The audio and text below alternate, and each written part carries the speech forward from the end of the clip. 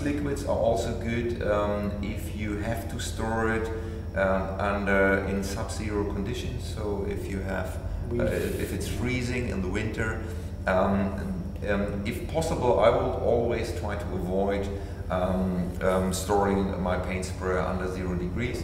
But if you don't have another choice because you have to keep it in the car, then that is a safe one to do. If you have to leave it there in that temperatures, you should make sure that it's stored with that just pass me the pump armour.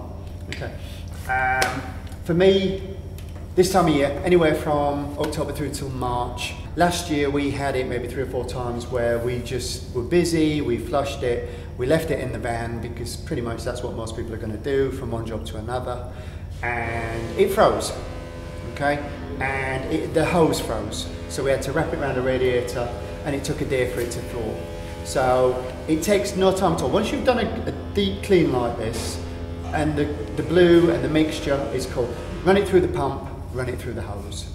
To be honest with you, you will lose a full day's spraying if you don't do it that way.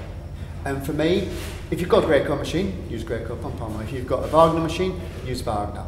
If you're spending money on these machines, then I say just put the right stuff through it, don't mess around. It's not worth trying to cut corners, because if you have a problem, and I brought this to your service centre, and you stripped it, you were lucky with that just the hose was frozen.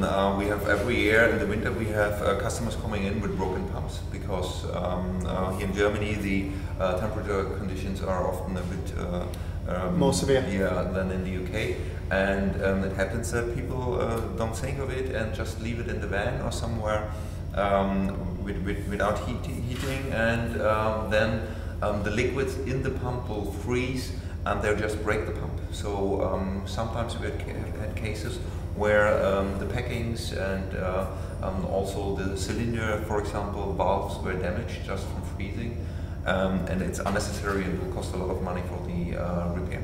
From my side, the cost of actually repairing is one aspect. The cost of losing labour, because this machine in particular is, I mean, for me it's equivalent of, I don't know, anywhere between 6 and 8 guys on site, the amount of work it gets through. I can't afford that loss of labour. So just this time of year, just take extra care, to be honest with you. So cool, that's a little bit of servicing for you guys, and we'll have more coming later on, but just get the gear in over the next few months, look after your machine, a little bit of servicing, you'll be thankful for it. Excellent, thanks Stefan. Thanks. Cheers guys. Bye bye.